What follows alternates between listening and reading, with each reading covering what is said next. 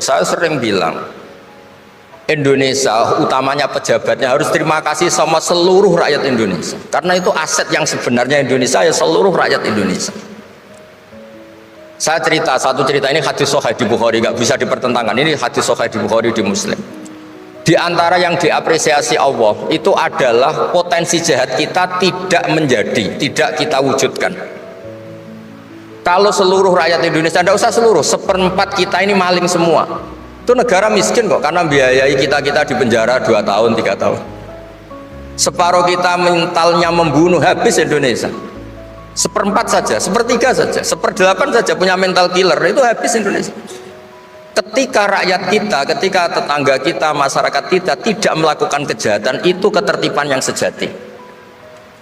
Maka semua bentuk ketidakkriminalan yang dilakukan oleh rakyat Indonesia itu awal dari aset bangsa ini. Coba kalau semua orang mencuri, habis negara untuk biayai di penjara. Semua orang kriminal, berkahnya mereka tidak melakukan, Indonesia baik-baik saja. Sebab itu ketika ada sekian kebaikan, Nabi terakhir ngendikan apa?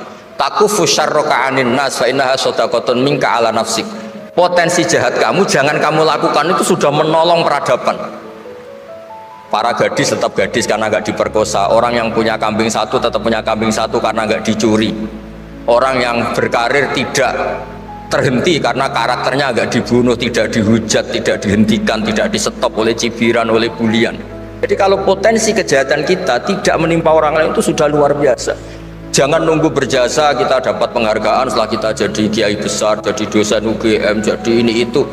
Semua masyarakat kita yang menahan potensi kejahatannya itu adalah aset sejati Indonesia.